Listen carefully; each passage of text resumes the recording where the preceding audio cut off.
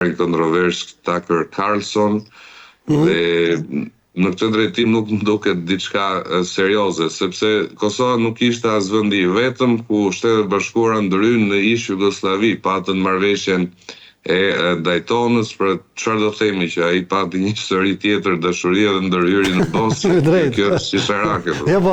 Do ishte shumë freudiane që çdo raporti seksual dhe intim që ka Clinton e shfuante nga një luftë.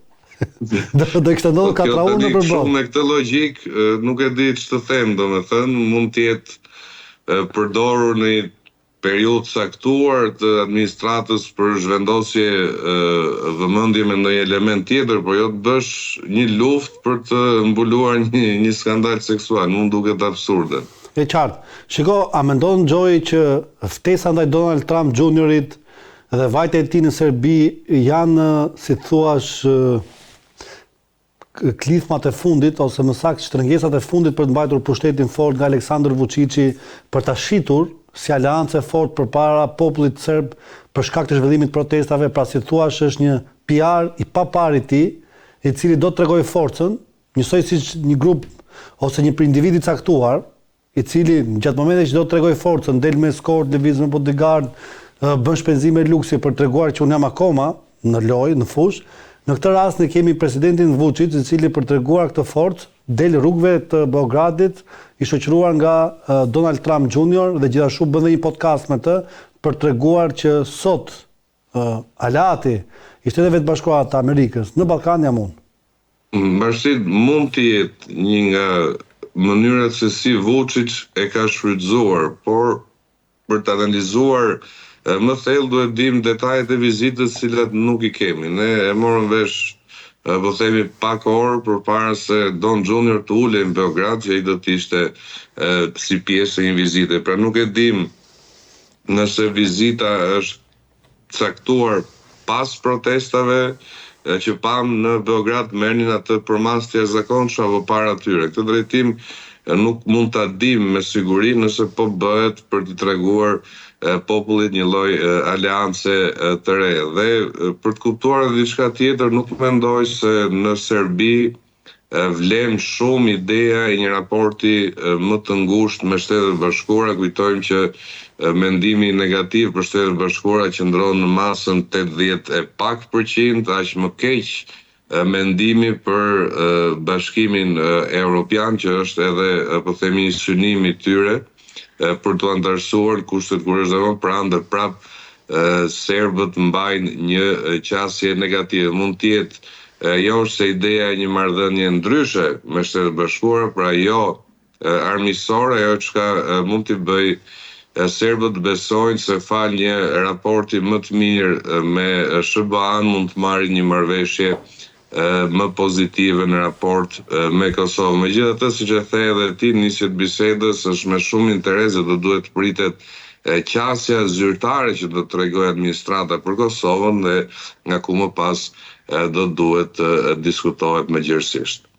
Në qartë, qëndrimi juaj që më intereson, dua të di se si e shikon Kosovën në zhvillimin e dialogut të ardhshëm me Serbinë, ndërkohë që flasim në Kosovë aktualisht nuk kemi një qeveri të formuar dhe nuk kemi një aleancë midis partive për qeverinë e re. Dhe një qeveri e dobët, Gjoj, mendoj që nuk ka një zë të fortë, sepse nuk shpreh zërin unitar të popullit nëpërmjet vullnetit të konstitucional të të zgjedhurve dhe zgjedhësve, dhe gjithashtu mendoj që një inkoherencë brendshme politike po ashtu mendoj që pasqyrohet në këtë debat, ndërkohë që presidenti Vučić e ka në disfavor të situatë për shkak të protestave. Pra, si ka mundësi që kemi pak a shumë një simetri të situatës? Këtu kemi protesta dhe mospranim, këtu nuk kemi një vullnet shumice, pra një vullnet majoritar, le të themi, në krimin. Pra, si thua dialogu i zhvillimit midis dy vendeve nuk do reflektoj tamam qëndrimet, flas në kuptimin e legjitimimit politik të popullit.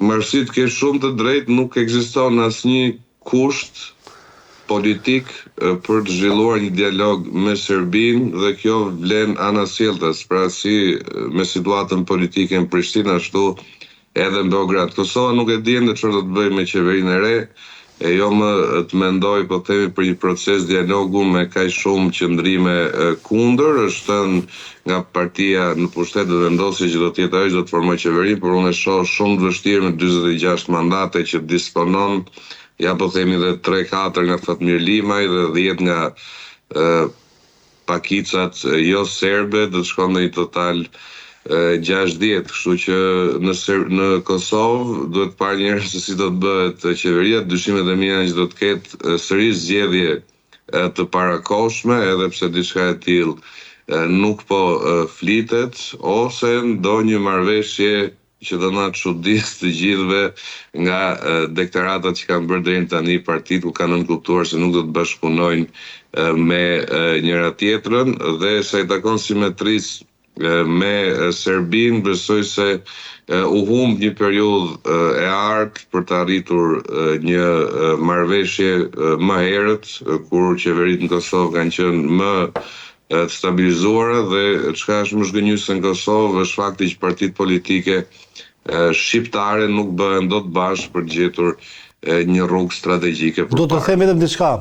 Albin Kurti, gjatë një momenti i kapur nga mediat, deklaroi këtë gjë, kur u pyet mbi qeverinë e ardhshme të Kosovës. Pa dyshim tha që vetë vendosja do qeverisi, pa dyshim tha që unë do jem po prap kryeministri i ardhshëm, dhe pa dyshim tha që do jetë një periudhë e ndritur dhe shumë e mirë për Kosovën. Me një garanci, me një reflektonte dhe një kështu soliditet në atë deklarate dhe një qartësi të jashtëzakonshme. Realisht më bëri përshtypje dhe është njëri për të admiruar në mënyrën se si e reflekton vullnetin e tij politik. Mendon që do dali kjo deklaratë? Në fakt ka të drejtë se është partia më e madhe, por mendoj që zoti Kurti duhet ketë edhe një lloj ulje të këtij sensi të protagonizmit, sepse nuk ndihmon në raste të tilla për gjetur marrëveshje. Pra duhet ketë, e kuptuam, fushatën që ishte për polarizim të votuesve, për maksimalizim të votave, por diskutimet pasgjedhore zakonisht kërkojnë një klimë më të butë, më të dakordsuar për të parë nëse mund të bashkëqeveriset me një forcë tjetër. Kështu që zoti Kurti duhet të bëjë disa llogaritë për pompozitetit. I takon të bëjë qeverinë, por nuk mund të ta bëjë dot i vetëm. E qartë, e shikon me rrezikshmëri legjitimimin e tij për shkak të deklaratave të mëparshme që ka pasur Richard Grenell, dhe mendon që do ketë një antagonizëm me administratën e presidencës Trump, për shkak të qëndrimeve të tij pro Bidenit dhe për shkak të precedentit që ka pasur në të shkuarën në marrëdhëniet e tij me administratën Trump. Kurti ka patur probleme për i vërtetës në administratën amerikane, megjithatë është shumë interesante sepse nuk kemi një përballje të drejtë për drejtë në terma zyrtar, pra të një komunikimi qeveritar mes dy shteteve. Besoj se Kurti do të vazhdojë të njëjtën retorik, por në rast të një politike buldozieri nga Shtetet e Bashkuara, besoj se edhe Kurti do të pranojë të bëj disa kompromise si në rastin e marrëveshjes së Prespas.